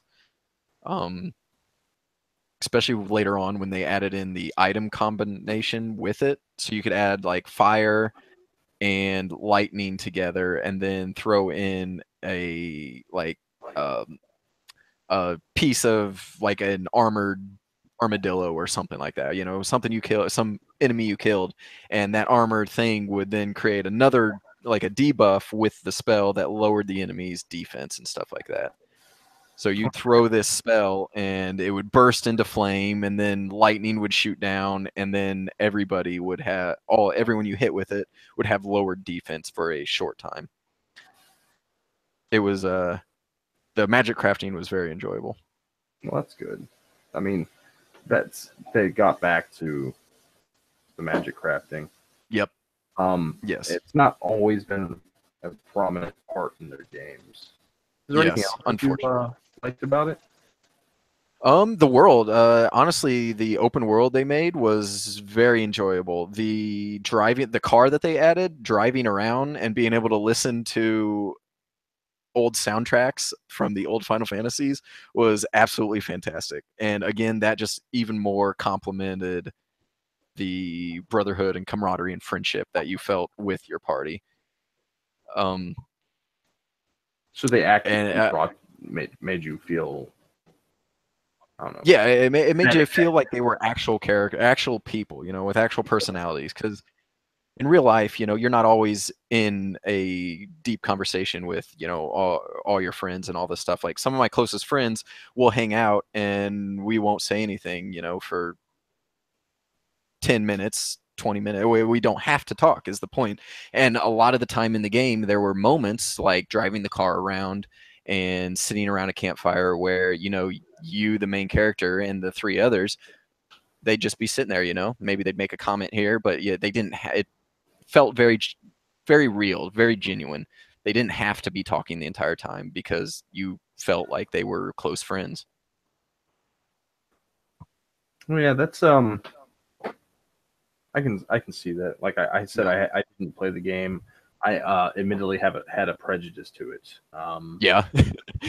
I because it was developed for 10 years, I was expecting it to be more than what it was, I think. Yeah, I think it fell short on a lot of people's uh, expectations of what it They was going to be. made better products. Yes, yeah, I wholeheartedly However, I agree. believe the story is probably I haven't didn't experience that much of it enough to talk about it, but it probably Yeah, had a better story than 13. Um, um, it probably I had a would better say story than so. five. Maybe. Again, the story of 15 was really just there to supplement their theme of camaraderie and brotherhood. It felt like, they didn't create a great story and then base characters around that story. It felt like they created characters, made their theme of, friendship, and then tried to base a story around that, is what it felt like. They were like, how can we even further demonstrate, this camaraderie and this friendship with what happens in the story? And it felt like that's the story was there to supplement the characters. The characters weren't there to supplement the story. Okay. Yeah, that makes sense. That's a good way. Okay, I can Yeah. understand that. Um, are you done? You know, romancing. Oh yeah, that's yeah, that's pretty much all I got for 15. I think the mechanics wise, 12 takes the cake on that. Um, Definitely by far my favorite combat mechanic is 12. we're moving on to an RPG that everyone knows, everyone at least knows, or probably has played one of the games. Zelda, The Legend of Zelda. Um, Yep. this goes all the way back to the original Nintendo, and maybe it was one of the first games where people started talking like at school. I remember school Yeah. like, oh, if you do this, you can go there and get that. Did you know about this? They would share secrets with each other, and Yep. it was just a broad game. It's definitely an open world game too. Oh yeah. I mean, maybe you couldn't go everywhere right off the bat, but you definitely weren't confined to one linear path. Definitely. Um, that might be something that played into the mechanics a bit. It was kind of a pseudo open world. Hmm. Then you had was it Link 2 or Zelda 2, the Yes. side scroller, was more of a Castlevania esque game. Hmm. Uh, you had to grind on the overworld big time. You had to grind a great deal in that game. Yeah. It's different than the rest. I don't think we need to really talk about Zelda 2. It offers little in the way of story. Yeah. Zelda's asleep, wake her up. Yeah. Um, wasn't until Zelda 3 where they went back to the original Zelda. Hmm. Link to the Past, probably my favorite title. Yeah. Lots of extra items that you could get. Very much an open world. You can go everywhere. Might not be able to do everything, but you could more or less go to different places that weren't. in your needed vicinity. You didn't need to go and get the ice rod. You just could. Yes. You didn't need to get the red cane, I don't believe. You just could. There's a blue cane, a red cane, ice rod. I believe there's a fire rod. I could be wrong. It's been a while. Mm-hmm. Tape. A couple different types of gloves, swords, etc. Yeah. We were talking about this earlier. When you got the Master Sword, you felt like you were capable. You just felt badass. You felt Yes. accomplished. The same was true for other items, though. Items that weren't relevant to, say, completion of the game. Mm-hmm. That was, I won't say unique, but it definitely did it, I think, the best. Maybe that's why people love it so much. Yeah. Because there are other games like Zelda. There's Chrysalis. Chrysalis is very similar to Zelda. Largely unknown because of a few quirks that Zelda did. Yeah. Better. It was a smoother gameplay experience. Mm-hmm. We get into the different realm when you leave the Super Nintendo. I mean, we're not going to talk about the Game Boy games. I don't think they were largely the same as their console brothers of the time. Yeah. We get into Nintendo 64 era. We get our Ocarina of Time, which definitely changed the landscape quite a bit. RPGs on the console, Yeah. will never be the same because of that game. I believe it was at the time, Daggerfall was probably on the PC still kind of fresh. Mm-hmm. I believe that was 96 game. I could be wrong. Whatever, mid 90s. Yeah. Zelda comes out a couple years later in the late 90s, and completely sets a new standard. Oh yeah. For RPGs for that type of action game. The mechanics were wonderful and are still used in many games today. They've been built upon, modified, smoothed out to an extent. Majora's Mask used the same combat mechanics, but added its own mechanics that were completely different than any of the other titles. Mm-hmm. The time-based mechanic in Majora's Mask was well thought out. Then they went and dumbed it down for today's audience on the handheld remake. Yep. Do you have anything to say about like the 64 era Ocarina of Time Majora's Mask? Any mechanics in specific? I mean, what really set them apart was their puzzle. The Zelda series as a whole was their puzzles. Their lengthy dungeons with their really creative and clever puzzle systems. Just really made every single dungeon in all of them just so extremely memorable. Like I still remember the water the water, yeah, the water, yeah, yeah. I still remember that, and yeah, the Dongo Cave. yep, Yeah, that was good stuff. I mean, well, that comes down to the story too. They were able to mesh and do world building to an extent. yeah, definitely. I mean, you felt like you were in that area, and it was post-apocalyptic almost in some sense, especially in Majora's Mask. You felt like the world was going to end. Yeah. Giant smiley face moon. I think Nintendo does this. They will go into periods where they experiment and see, they'll test the field. Yeah. And then they'll come back and hit a grand slam. Yeah, I can see that. Ocarina of Time and Majora's Mask were definitely their grand slam for that era. Yeah. Their grand slam before that would have been, Legend of Zelda, any of the Marios. Oh yeah. At the time, Tetris, Dr. Mario. I think that the GameCube era for them was not their Grand Slam era. Yeah. I think their Grand Yeah, Slam I agree with that. Would be to an extent, some of the Metroid. They brought Metroid Prime as a series. Yeah. I believe that's more enjoyable than the GameCube era Zeldas. Yeah. I don't know why. I just. I mean, part of it could be nostalgia. Games. Yeah. It could be nostalgia. I like Metroid. Yep. I just don't think that Nintendo was.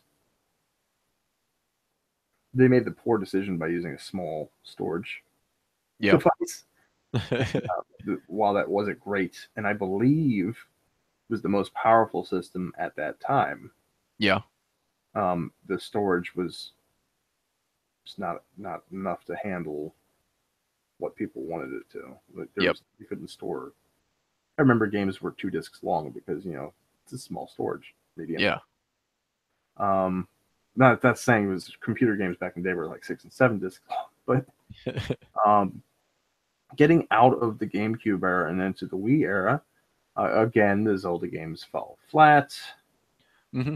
And then we come to the Wii U and the Switch with the current and obviously loved title, Breath of the Wild. Yep. I personally don't like this title. A lot of people do. Yeah. As far as the mechanics go, they took the Ocarina of Time base set, added the climbing ability from Infamous, and then took away the dungeons. Yeah. Yeah. So mechanics wise, they added some mechanics in. Actually, they added a bunch of mechanics. You get this tablet, the Sheikah Slate. Yeah. So now you're in futuristic Zelda, where you can download information with a drop of energy. Yep. Like a liquid drop of energy. You can move blocks around, resize things. You can form ice and water. They're clever mechanics, and they're used well for the puzzles they are used in. Mm-hmm. And that may be the best aspect of this Zelda. The combat is not that good. I don't like the breaking weapons. I shouldn't hit something with a metal sword and watch it shatter like glass. Yeah.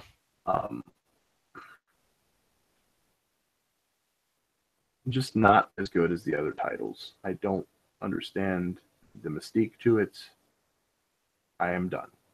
Do you have anything to say about the newest Zelda game? I didn't play it, so I couldn't say anything.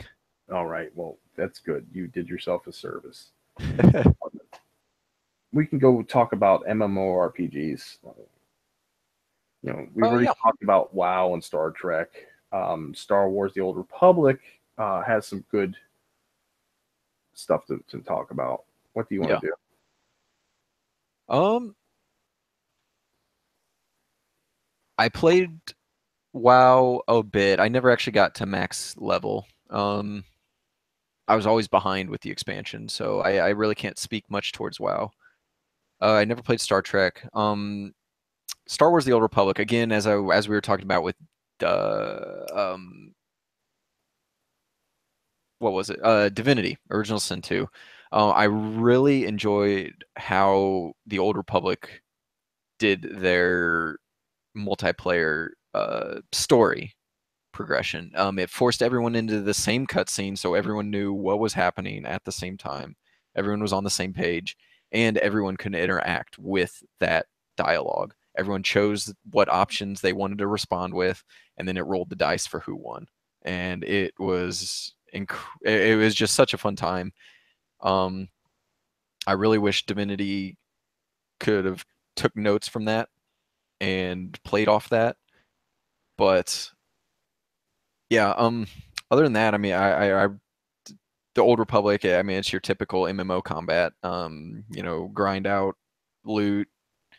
That's pretty much it. The one thing in the MMO genre that I want to mention is Black Desert. I know it's not the first to do kind of like more of non-combat jobs. Um, However, I do think it does it the best. You have trading, crafting, alchemy, cooking, all the different, that what's in most MMOs these days.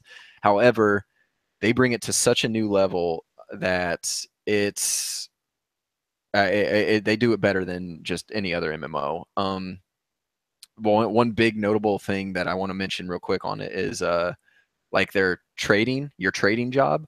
Um, you actually go and you can buy a wagon crafter building in town, and then you craft a wagon.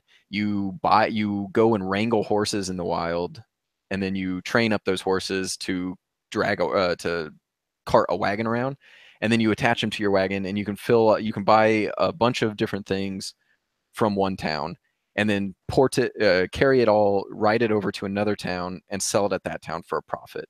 And that raises your trading level, and it's just very in depth, and they do a fantastic job with it. Well, that sounds neat. I Yeah, don't have much. Actually, I don't have any experience with Black Desert. I've only read it. yeah, I've read about it, but I've not played it. yeah, Star Trek, I think, is a phenomenal game. I think people who are fans of the series will definitely be fans of it. I believe it is canon. Uh, yeah. the earliest, or the probably the first half of the game has Leonard Nimoy himself in it, Yep. Spock, and it's pretty neat. You'll find familiar characters from the next gen era. Yeah. Pretty much all of them. Even Mackenzie Calhoun from the New Frontier books is in it. Nice. Um, it's neat. They definitely the immersion's there. If Yeah. you do a soloing, you feel like the captain of a starship. Hmm. Um, the Star Wars: The Old Republic, I believe its main claim is the narratives. I believe each class has a separate narrative to an extent. Yeah. Um, that's incredible. Obviously, the social dynamics are important in those two games. They're not so important to say, wow. Yeah. That seems to be like a heavy grind fest. Yeah. Definitely. I would say WoW and Destiny games like those are grind fests. Yeah. Yeah. I could definitely agree with that. Um, other than that, we could probably everyone knows the mechanics of MMORPGs. Yep. Whether they're shooter based, point and click based, doesn't matter. Mm-hmm. The find loot, get stronger, try Yep. and get more loot. Exactly. It's not so much for the story because you don't give a damn about the story by the time it's high. Yep. No, let's go to rogues. Yeah. This is a not a new, um, not new by any stretch of the imagination, but Yeah. it's getting new popularity. Yeah. Definitely in the recent years, I'd definitely say so. With Binding of Isaac, and I mean, it's less popular, but Dead Cells, Dead Cells is Faster Than actually Light. neat. I'm sorry. Dead Cells is kind of neat. It is. I really enjoy Dead Cells. They actually do a lot of really unique aesthetic things with their pixel design. Their combat is pretty standard for a rogue.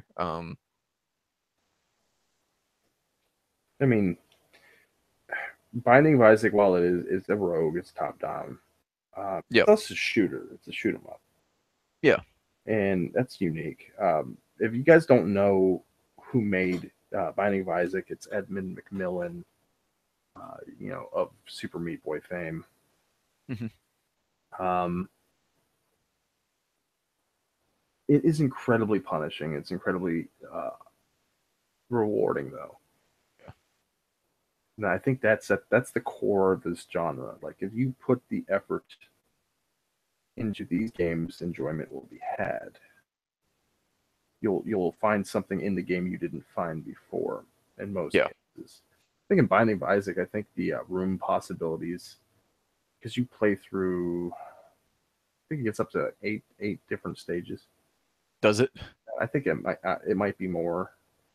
Um, but I think it's like 11,000 possible combinations of rooms.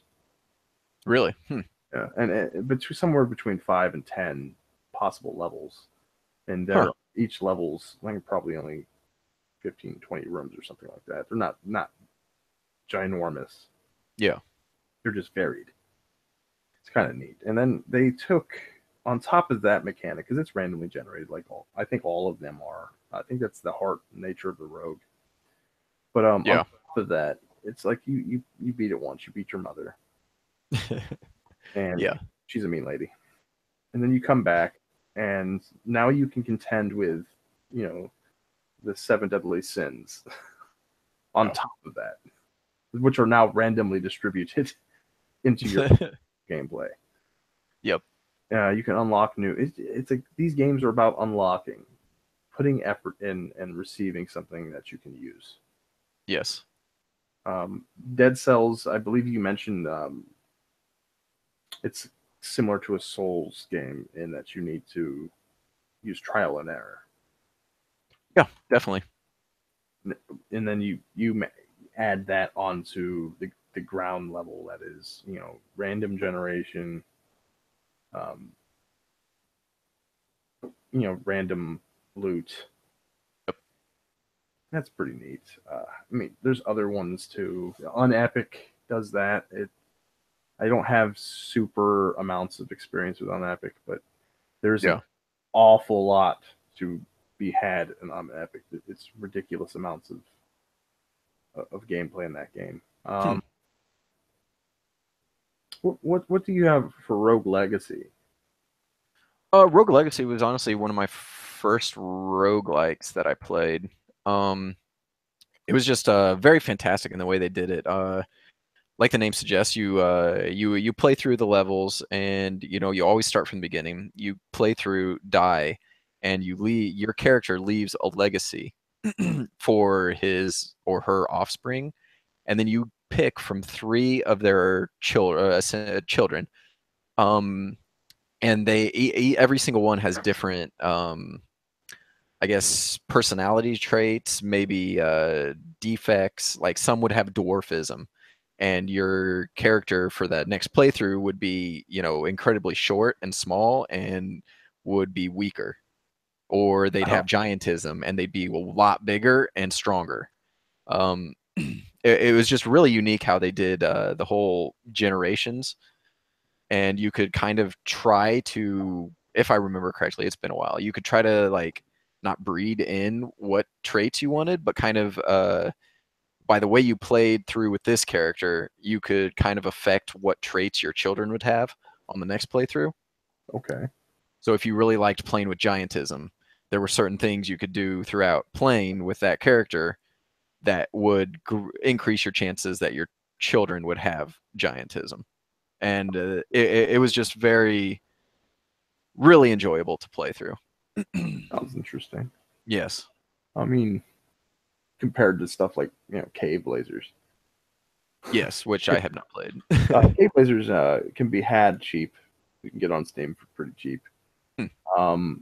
It's the most punishing of the games we've talked about so far in this genre. Yeah. I don't think I've made it past the third level. Really? Yeah. They also do the randomized bosses Do too, they? which is neat. Hmm. Binding of Isaac does that as well. Yeah. Um,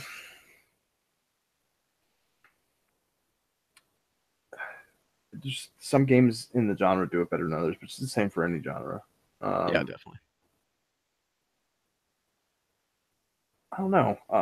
I don't have anything else to say about the Rogue. I mean, the main mechanic is, play, get loot, die, repeat, Yeah.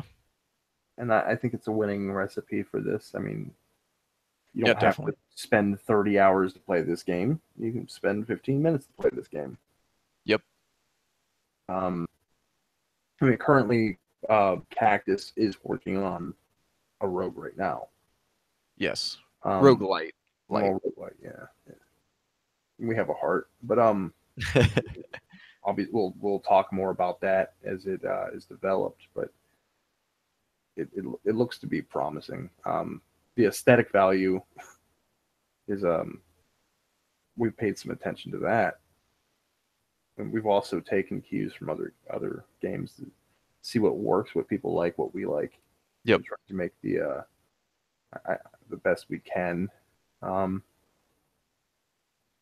think we talked about comparing what would we do in so let's say if we worked for Bethesda and our boss just told us to remove 5 of the armor slots. Like obviously we're gonna if we had a boss, we would remove 5 of the armor slots, but we don't. Yep. So it's what it comes down to. In the future, we'll talk more about that. That'll be a conversation of its own. Yeah. I will say this: the website is going to go live. We will give the URL when it does. We have some tweaking to do. It's still not final. Yep. Is there anything else you wanted to add, Sam? Not really. Yeah, that's pretty much it. All right. It was a good talk, good discussion. Yeah. Next time, I think we'll be discussing any topics that catch your fancy. Not really. We'll just kind of see what's current. Okay. See what kind of gaming news comes in the coming weeks. Well, there might be some important gaming news in the next coming weeks. Yeah. So. All right. Well, see you guys next time. Appreciate it.